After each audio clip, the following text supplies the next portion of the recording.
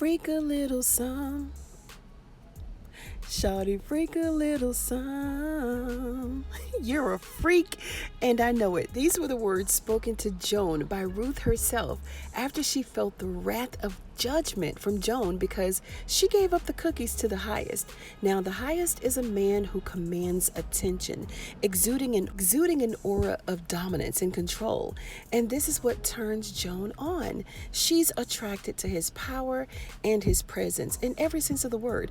It seems that a lot of women on the compound slick hating on Ruth, aka Zane, and likewise Joan herself. Now, there are published records that revealed how women want to sleep with cult leaders, right? No matter how much they're being abused or mistreated, they all want to lay in their beds. And we saw this with Malachi York heavily, right? Allegedly. And this is also evident in Ruthless when Melinda wanted to be in the highest bed really bad. And she was only 17 years old. And in many cultures, marrying young is like the thing, right? Get married and start having babies. They want to be in Ruth's shoes real bad, and it's oozing from their feline hormones little by little. In last week's episode, we saw River questioning Aaron right outside the gate where he was desperately pleading to join the Rakadushis. We discovered that Laura's selfish greed has caused good old boy Aaron here to be disowned by his parents. Now, we'd have to be blind not to know that Laura is up to something, right? And instead of them both wanting to come to the camp, we also found out that Laura was the main cheerleader to get to the camp. Why? Now they're feeding us this cockamamie story about infertility and 4 miscarriages, yada yada, but there seems to be something more to it than that. Joan has access to all the money, all the bank accounts, the withdrawals, the transfers, the computer, the internet. She's been holding all the cards for a while now, so we can't be oblivious to the fact that she's the only one that the highest trusts with all of this information.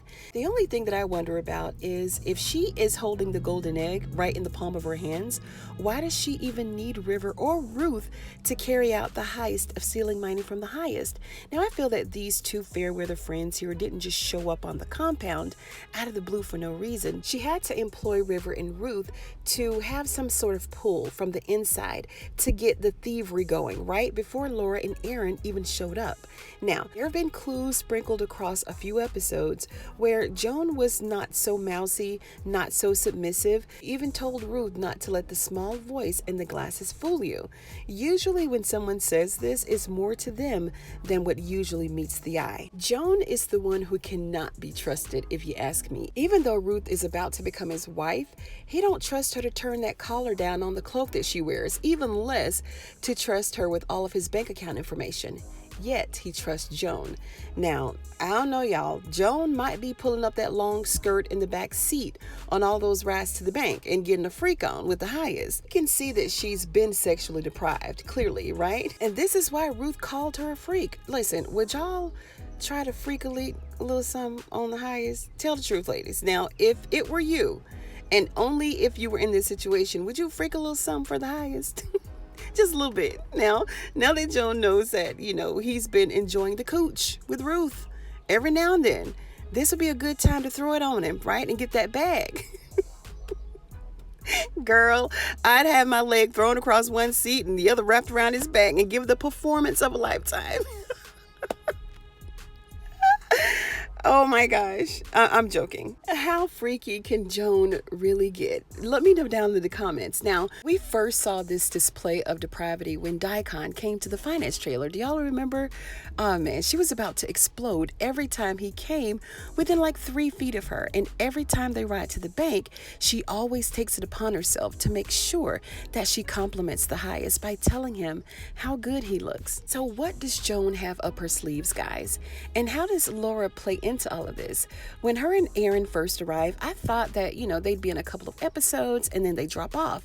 But each episode, their presence and significance on the compound grows stronger and stronger. So what is it? How is Laura going to help Joan get away with all this money? Laura seems to be a smart girl, right? But she pretends to be clueless on all of the hints and the suggestions that Ruth and the others are putting down. She's even gotten accepted into the fold of all the Rakadushi madmen madness. So comment down below and let me know what you think about Laura and Joan and what they've got brewing, because they are up to something. I just know it. And if you like this video, give it a thumbs up. You know I'd appreciate it. And if you're a fan of Tyler Perry's Ruthless, go ahead and sub to this channel for more videos just like this one. Thank you so much for tuning in today, you guys, and I'll see you in the next one.